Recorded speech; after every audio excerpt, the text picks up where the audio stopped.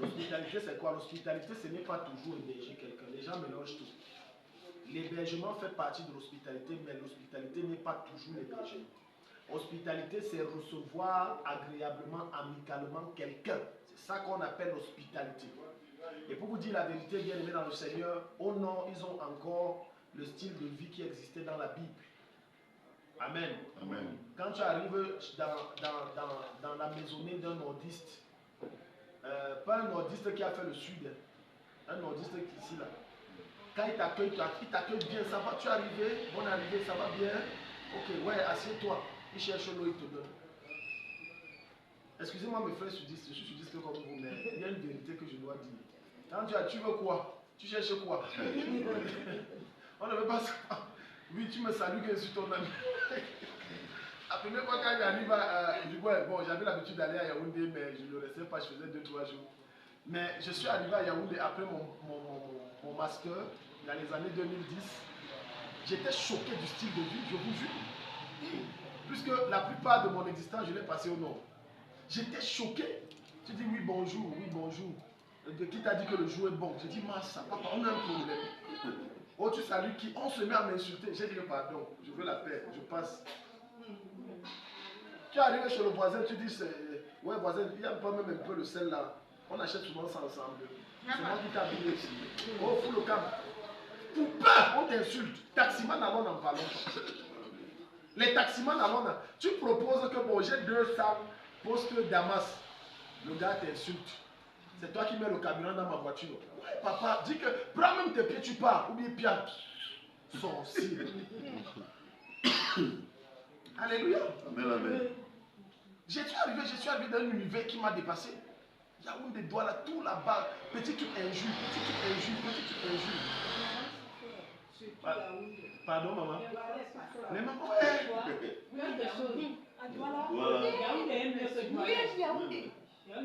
Ah bon? Les sauvages. Voilà, c'est les sauvages. Ah bon, ben?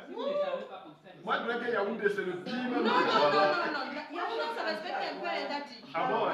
Oui, on a les sauvages, hein. Imaginez-vous un peu une femme qui sort de Yaoundé, une femme qui sort de Douala, leurs comportements sont différents.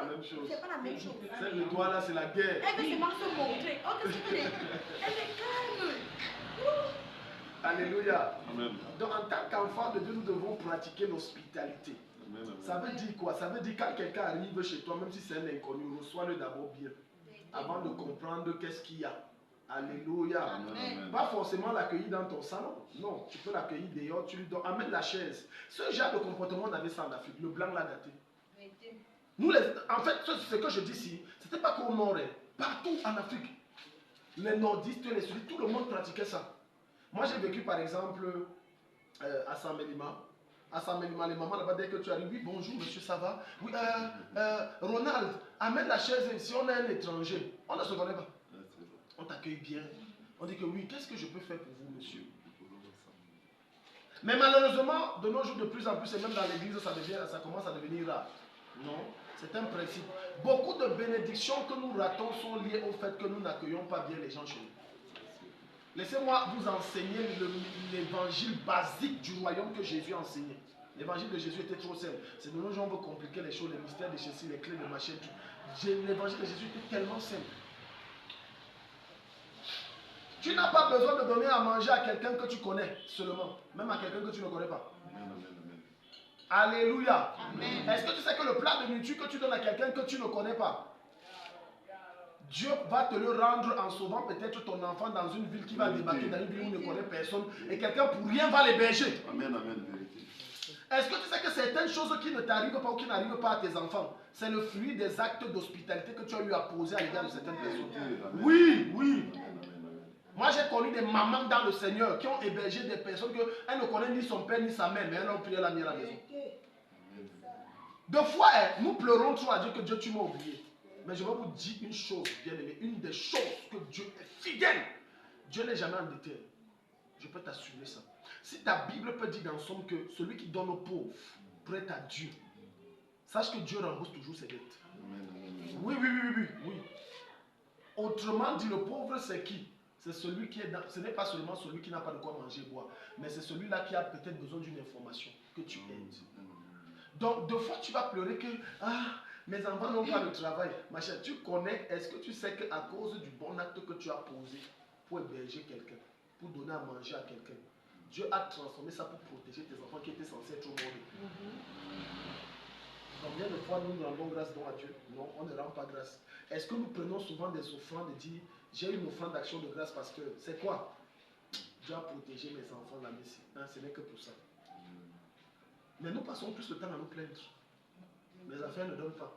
J'ai besoin d'argent. Attends, j'ai une question pour chacun d'entre nous. Qui d'entre nous peut m'expliquer comment il a fait pour être en vie? Qui d'entre nous peut m'expliquer comment il a fait pour quitter là où il était pour venir ici? Tu peux expliquer l'alchimie et les batailles spirituelles qui se sont passées. Mais on passe toujours le temps à dire Dieu, tu n'as pas fait. Non, je vais vous dire en vérité, on est très ingrat. On est très ingrat, à la limite, on est même méchant.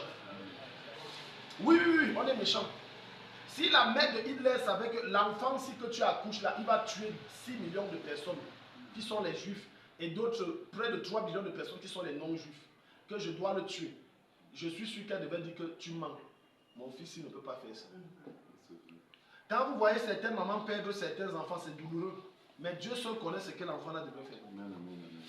Voilà pourquoi ta Bible va dire rendez grâce à Dieu en toutes choses, en toutes choses, en toutes choses, en toutes choses, qu'elles soient bonnes ou mauvaises. Dieu seul sait pourquoi il a permis ce qu'il a permis.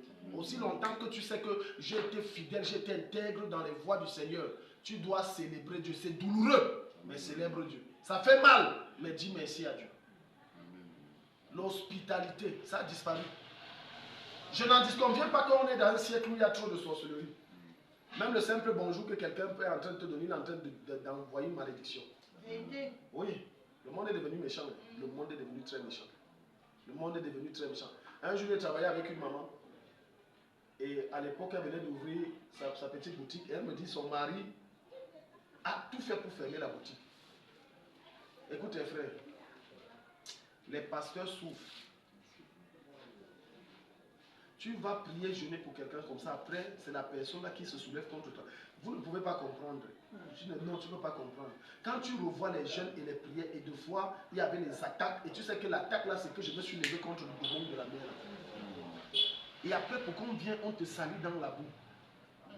Voilà pourquoi être pasteur, ce n'est pas que tu te lèves, c'est un appel. Et dès que Dieu t'appelle, prie d'abord pour ton cœur. Parce que tu vas subir toutes sortes de déceptions. Donc cette maman que je parle, c'est d'elle que je parle. Donc cette maman que je parle, donc me dit, j'ai bataillé pour la mère, là, même si elle fait ces bêtises qu'elle fait là aujourd'hui. Même si elle fait les bêtises qu'elle fait. Mais dans la vie, sois reconnaissant. Sois reconnaissant. Voilà pourquoi je vous ai enseigné que même si quelqu'un a fait ou dit quelque chose qui te déplaît, rappelle-toi du bien qu'il t'a fait, ferme ta bouche. Et c'est pas à toi de venir tranquillement. Parce que le bien qu'il t'a fait va se soulever. Aujourd'hui, cette maman est dans des problèmes qu'elle ne maîtrise pas. Et moi, je connais d'où ça vient. Parce que tu as osé cracher sur la source qui t'a béni un temps.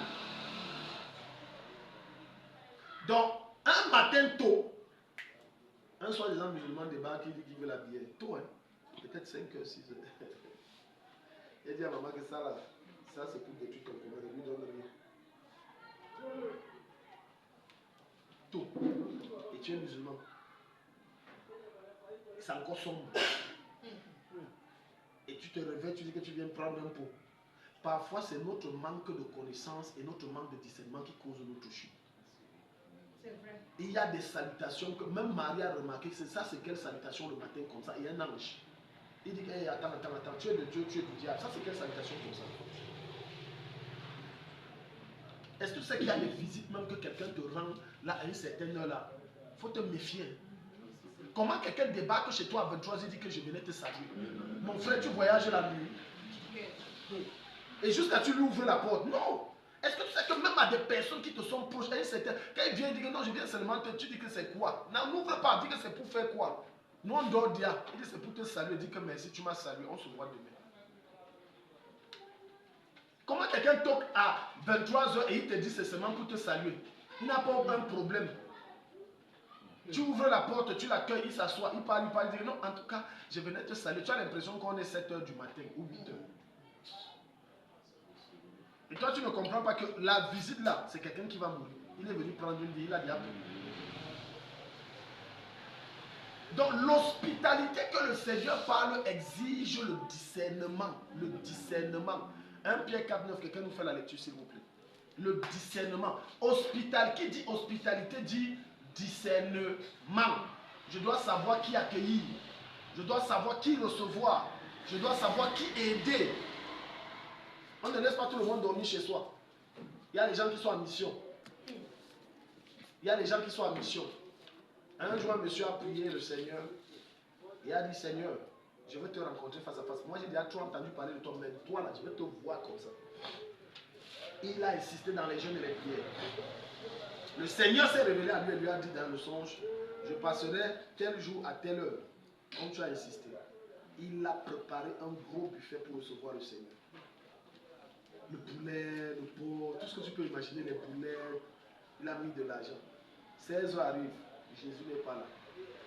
16 heures arrive, Jésus n'est pas là, mais quelqu'un d'autre peut. C'était un petit enfant.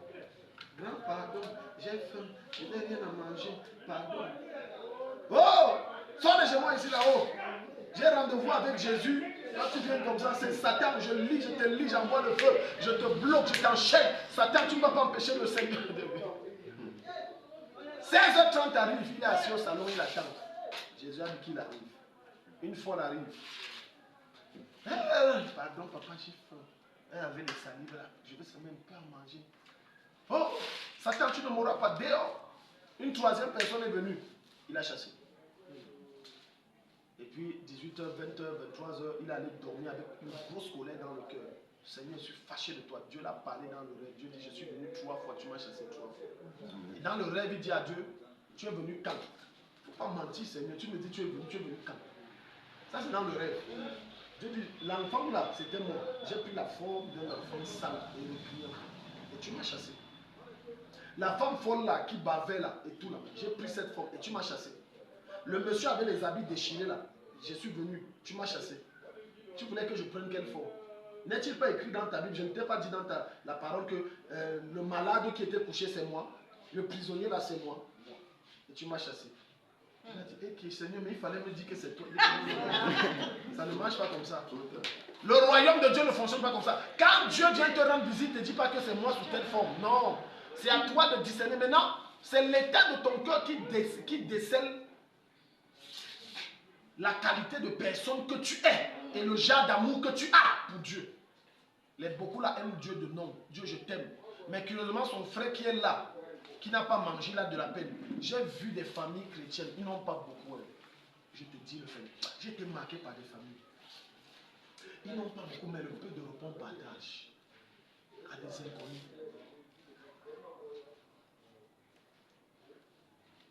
Ton repas, tu le manges seul tous les jours. Une fois le mois, tu donnes même à qui? J'ai dit seulement une fois.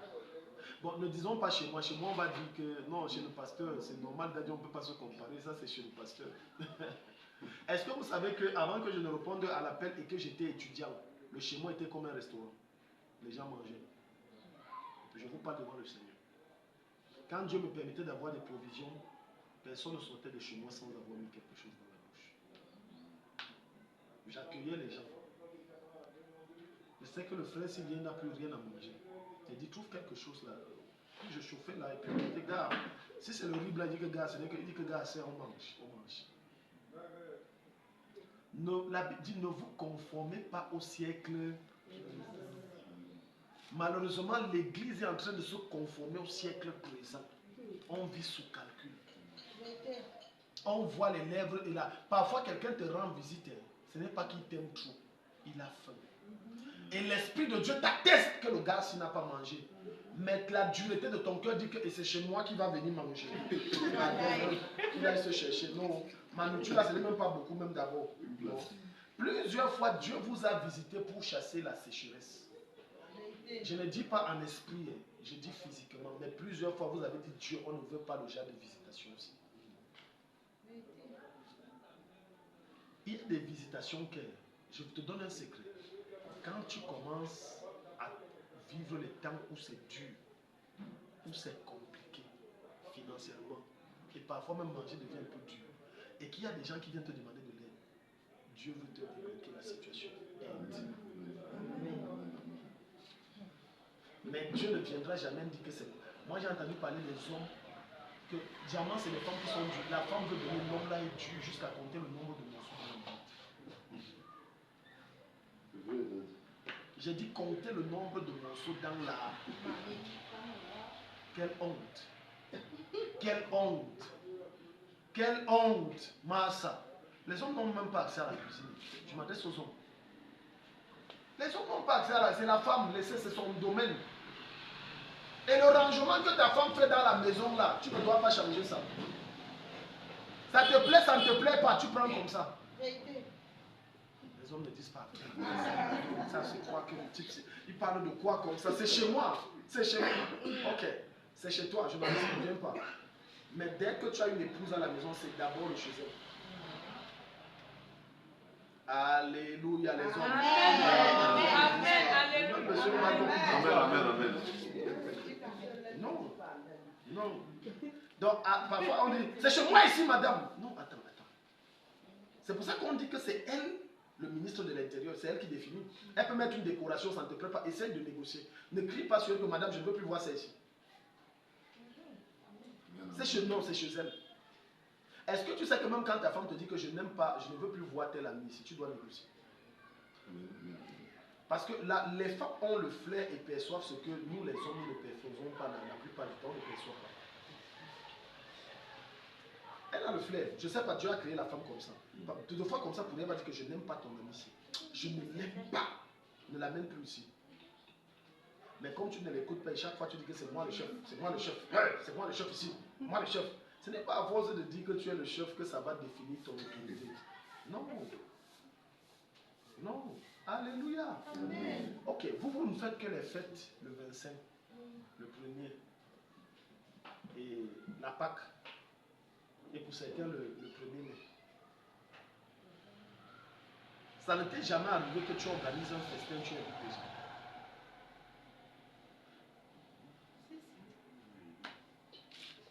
Arrêtons d'être chiches.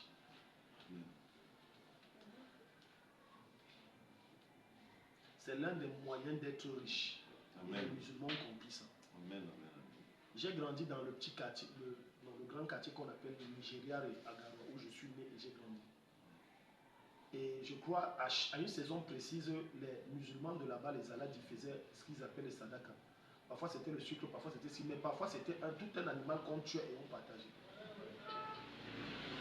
Il dit tout un bœuf, tu partages au quartier. Mais après, tu vas te poser la question que sa richesse vient d'où? Sa richesse vient d'où? Vient de là. L'hospitalité, frère. L'hospitalité. D'autres sont tellement inhospitaliers que même l'homme de Dieu arrive. Même l'homme de Dieu arrive, même 500 il ne donne pas. Que prends la motivation. C'est une erreur. L'homme de Dieu, c'est l'ambassadeur du ciel. Automatiquement, quand il arrive chez toi, il faut que tu y aies une offrande, que tu c'est comme ça, automatiquement.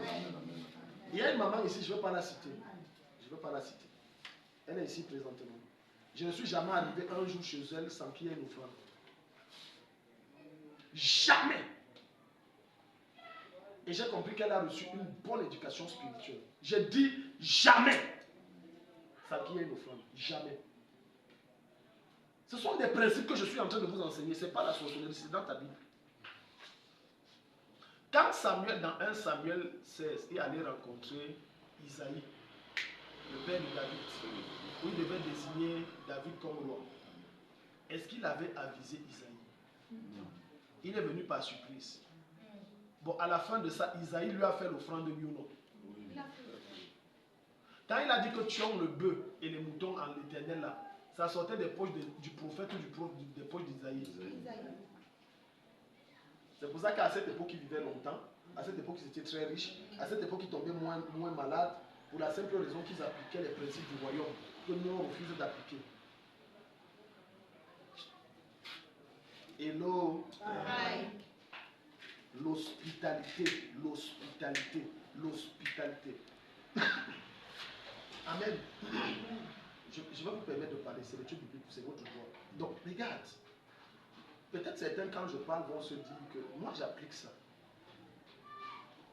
Et je suis en train de réfléchir comment je vais organiser un petit buffet au cours de l'année. Avec, non, c'est pas toute l'église, c'est avec, avec les responsables, les leaders, les ouvriers. Alléluia, non, c'est pas toute l'église. Non. André, soyez ouvrier quelque part. Amen. Bon, peut-être, certains vont dire que mais ça sert à quoi? Non, ça sert à consolider les liens. Et ça sert à encourager ceux qui travaillent. Ils travaillent. Et c'est ma manière à moi et à mon époux de dire, vous faites le bon travail, continuez. Mais ça, je dévoilais le secret, mais je ne vous dévoilerai pas la date. Je suis en train de réfléchir. Et ce n'est pas que je vais vous dire de contribuer quelque chose. Non. Ça, mes frères, je vous dirai de contribuer rien. Amen. L'hospitalité, l'hospitalité, l'hospitalité, l'hospitalité, bien aimé. L'hospitalité. 1 Pierre 4, 9. Si quelqu'un n'a pas, je partis ça, c'est bien comme Dieu là. C'est toi qui me sauves souvent ici là. 1 Pierre 4, 9. Parce que depuis je dis 1 Pierre 4, 9, les gens me regardent comme si. 1 Pierre 4, 9. Oui.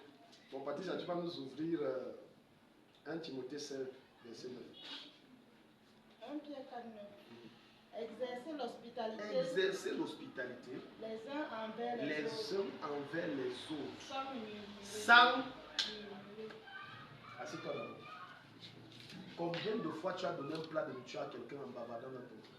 Il vient faire le doc chez les gens. Il ne peut pas manger chez eux. En réalité, quand ce que tu as donné là, tu n'as pas donné. Le ciel considère c'est zéro. Le ventre du gars là est plein. Le poulet là, il est content. Broc, parle ce que tu veux, tu n'auras pas le repas. 1 Pierre 4, 9, maman. 1 Timothée 5, 9 à 10. Donc, ne donnez jamais, n'exercez jamais l'hospitalité en murmurant. Vous allez bloquer votre retour de bénédiction. Oui. Écoutez, moi et mon époux, nous n'avons jamais aidé quelqu'un juste à parler. Non. Si on ne peut pas t'aider, on sait qu'en t'aidant, on va parler, on n'aide pas. Parce que ça ne servira à rien. Alléluia. L'hospitalité.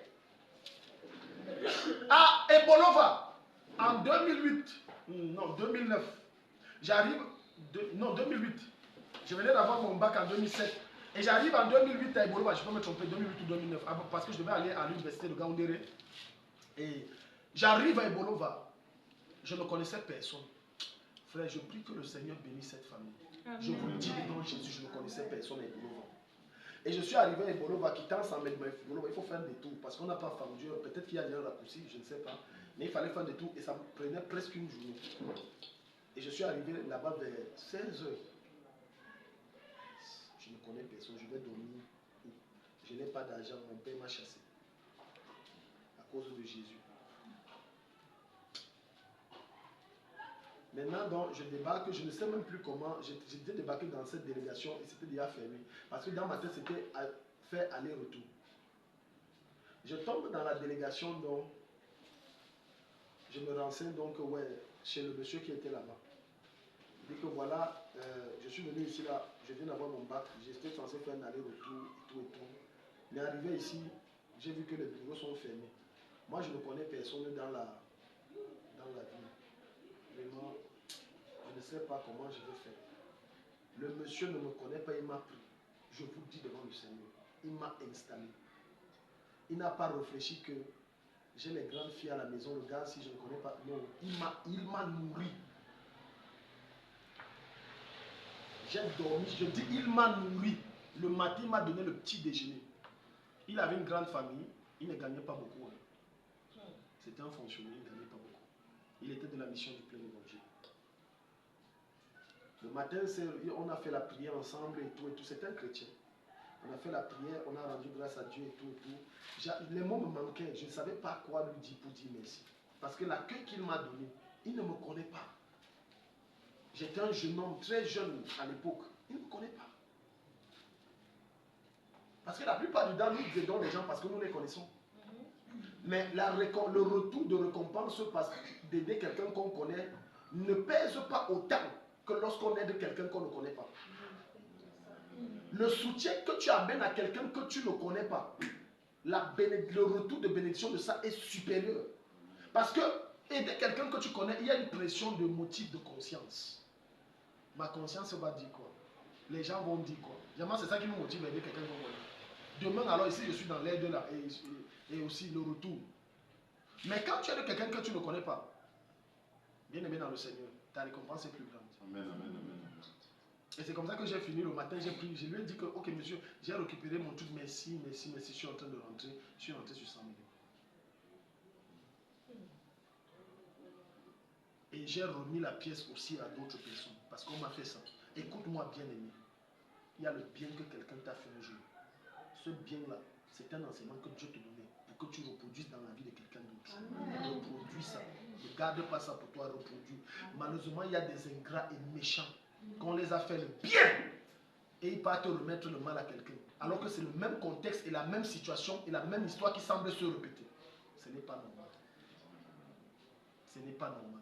Un jour on t'a fait le bien, un jour on t'a aidé, tu étais bloqué. Un jour on t'a retiré d'une situation. Donc quand tu arrives au commissariat, alors qu'il y a 10 ans, tu étais dans la même situation que ce jeune homme. Et Dieu a permis que tu comprennes l'histoire, que tu comprennes le problème. Et ça t'a rappelé que même toi, tu as traversé ça. Dieu a mis ça, ce n'est pas le fait du hasard que tu tombes dans cette situation. Dieu voudrait que tu sortes cet enfant de là, même si tu ne le connais pas. Oui. En fait, notre Père dit c'était pour faire la remarque, pour faire le rapprochement avec l'histoire de Genèse chapitre 19, où Lot a accueilli les anges. Les anges, très bien, très bien. C'est ça qui m'est venu à l'esprit. Très bien. Et par la suite, il a été récompensé et a été sauvé. Il a été sauvé. Alléluia. Je pense que c'est 1 Timothée 5, 9, 10 qui va nous dire ça. Certains d'entre vous, en exerçant l'hospitalité, ont reçu des anges. Est-ce que ce monsieur, en me recevant un jour, savait que c'est un homme de Dieu? Moi-même, je ne savais pas que c'était un homme de Dieu. Est-ce qu'il savait? Demain, bien aimé, pendant que Dieu est en train de m'élever, si je tombe sur l'enfant de ce monsieur, je vais remettre la pièce. Je vais dire, ton père m'avait soutenu. Il m'a regardé une nuit. Il m'a donné 2 repas, c'est largement suffisant. Tu dis que quoi il bloque, moi papa, j'ai la licence. Oh non, laisse-moi. Ok. Bon, oui, monsieur le ministre, il y a une de mes fiches, je t'envoie là, pardon, trouve-le. Et c'est fini. Amen, amen, amen. C'est fini. Tu es arrivé dans une famille. Tu as découvert que dans cette famille, il y a un enfant qui ne part pas à l'école. Qu'est-ce que tu as fait? En dehors de penser à ta petite personne, qu'est-ce que toi tu as fait? Qu'est-ce que toi tu as fait?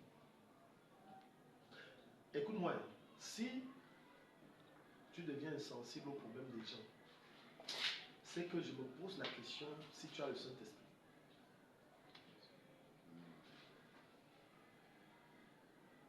Parce que beaucoup de gens viennent à l'église et disent Seigneur, je t'aime, mais beaucoup sont insensibles aux problèmes des autres.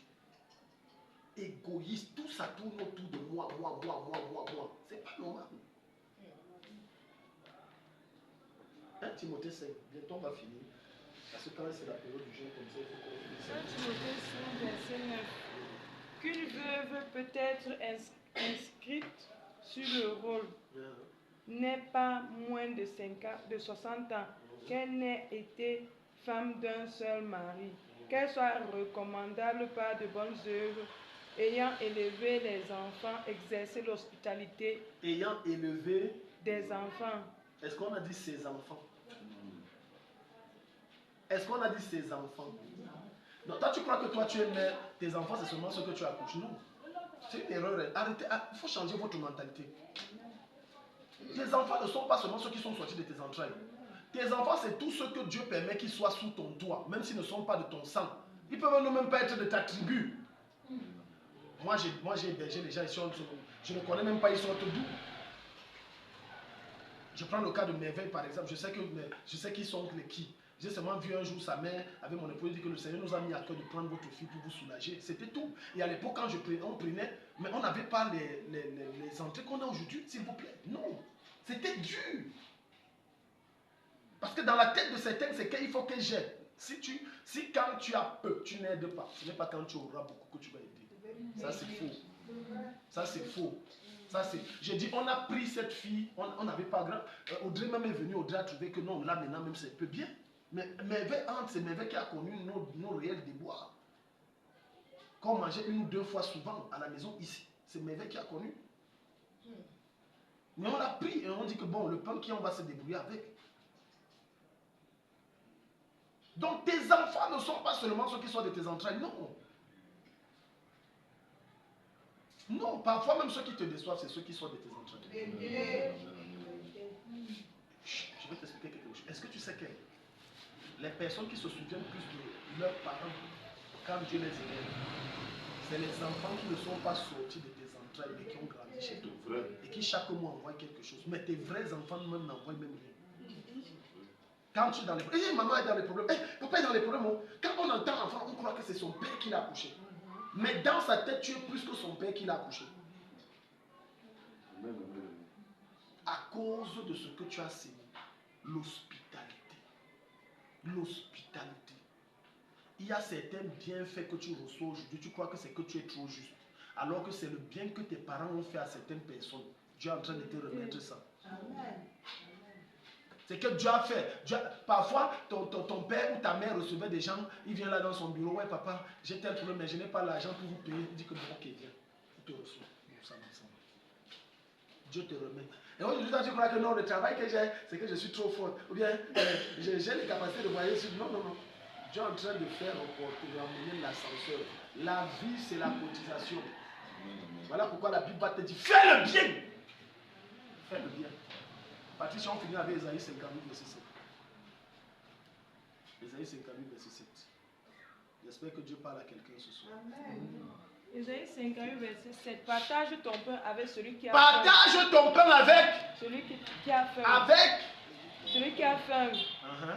Et fais entrer dans ta maison les malheureux sans Fais entrer dans ta maison les malheureux sans asile. Si tu vois un homme nu, couvre-le. Couvre-le. Et ne te détourne pas de ton semblable. Couvre-le. Et c'est ce que le Seigneur est en train de nous parler ici. Tu as vu quelqu'un ne parle pas à l'école. Je vous dis que Dieu seul connaît mon cœur. Je parle devant Jésus. Je n'ai même pas besoin de me justifier. Mais le Seigneur seul connaît mon cœur, moi et mon épouse. Je vous dis, nous on a aidé les gens ici alors que mon épouse fréquentant, on n'avait pas fini de payer sa pension. Je parle devant Jésus. Ce n'est pas pour me vanter, c'est pour la gloire du Seigneur. Nous on payait les pensions et les scolarités des gens dans l'église ici. Alors que mon épouse, à l'école, on menaçait qu'on va te chasser. Je vous dis devant le Seigneur.